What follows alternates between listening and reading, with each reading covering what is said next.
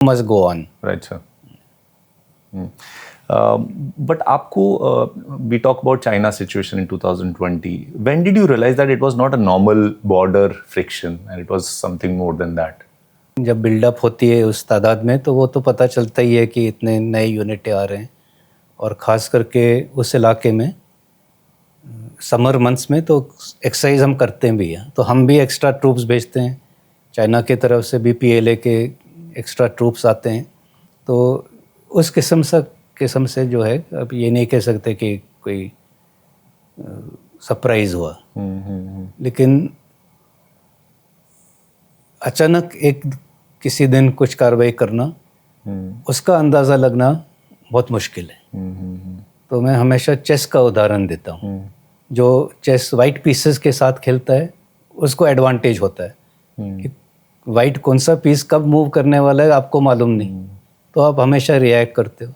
तो जो पहले चाल चलेगा उसको एक थोड़ा सा एडवांटेज तो होता ही है जी। लेकिन उसके बाद हमें पता चला कि चीन इस तरह के कार्रवाई कर रहा है, उसके बाद जो हमने जवाबी कार्रवाई की, उससे मुझे लगता है कि वो ज़्यादा सरप्राइज हुए। राइट। तो ऐसा नहीं था कि हमने उनको अंडर एस्टिमेट किया था? नहीं, ऐसे बिल्कुल नहीं। हमें मालूम था कि वो लोग हैं, लेकिन जैसे मैं कह रहा हूँ, अचानक एक दिन किसी किस्म की कार्रवाई करना, उसका अंदाज़ा लगाना, जब तक आप उसी कमरे में ना बैठे हुए हों जहाँ वो फैसला लिए जा रहे हैं, आपको कभी पता नहीं चलेगा। Absolutely right.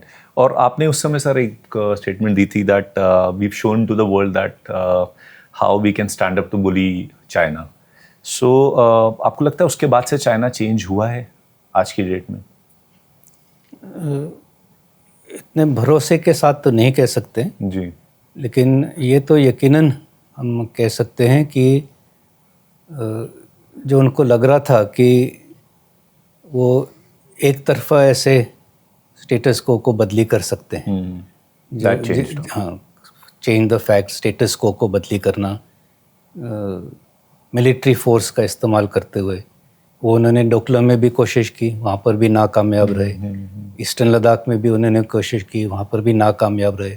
तो मेरे ख्याल से धीरे धीरे उनको भी ये रियलाइजेशन आ रहा होगा कि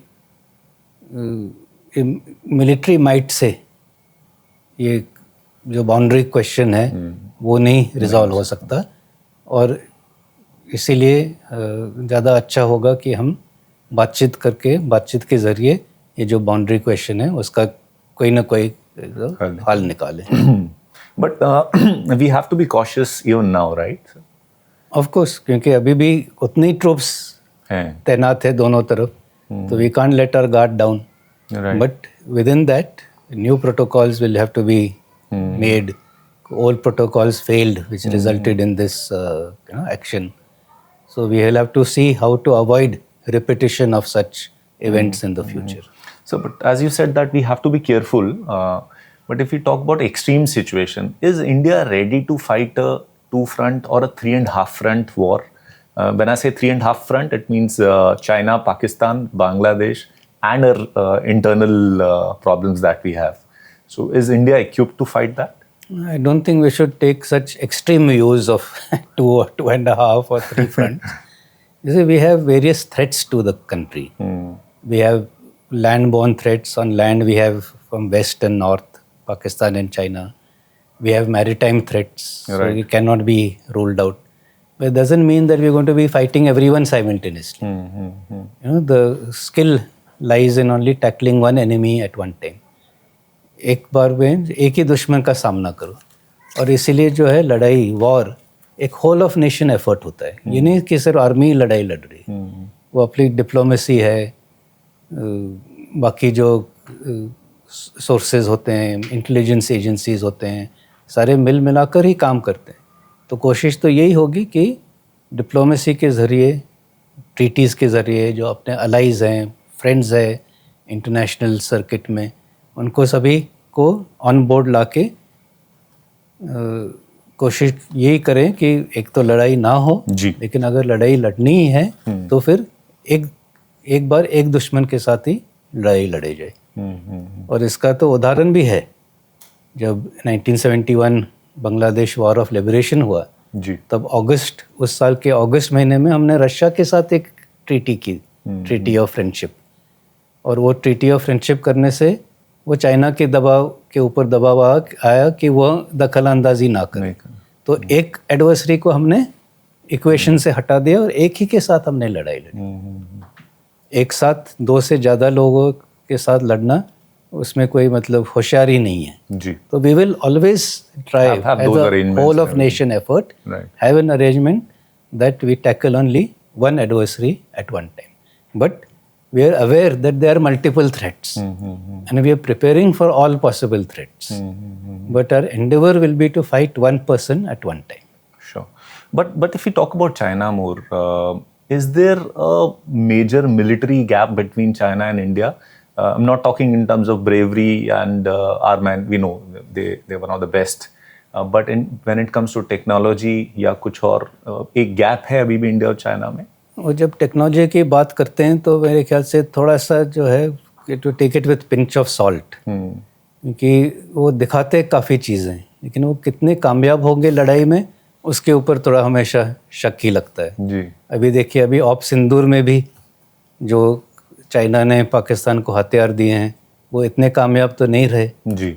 तो मैं ये नहीं समझाऊंगा कि हमारे बीच में कोई ऐसे खास कोई गैप है जी। वो दिखाता काफ़ी है लेकिन वो अनटेस्टेड है, कभी उसने एक्चुअल लड़ाई में उसका इस्तेमाल नहीं किया है, तो हमें उसे साइकोलॉजिकल वॉरफेयर से असर हमारे ऊपर नहीं पड़ना चाहिए। तो let us see, but I don't think there is such a wide gap even technology wise between our two countries. Sure. So you've spoken about Kailash range operation multiple times. We'll not go into depth of that, but I want to understand कि जब एक ऐसी situation होती है तो एक commander, एक army chief के दिमाग में क्या चल रहा होता है? What is it that is going inside your mind that next step क्या लेना चाहिए? Well, all the situations are war gamed. जैसे चेस में भी you always think 2 moves ahead, right. मैं ये करूँगा तो ब्लैक क्या करेगा, फिर ये करूँगा तो क्या उसका तो हमेशा हम वॉर गेम करके ही, और ये नहीं कि आर्मी चीफ एक आइसोलेशन में कोई डिसीजन ले रहा है जी। पूरा एमओ डायरेक्टरेट है एडवाइस देने के लिए, जो ऑन ग्राउंड कमांडर्स है, in this case northern army commander, the corps commander 14 corps, सबके इनपुट्स होते हैं, and then you arrive at a consensus, not exactly a consensus, but after all these views various options are there. So ultimately you have to choose one. Sure.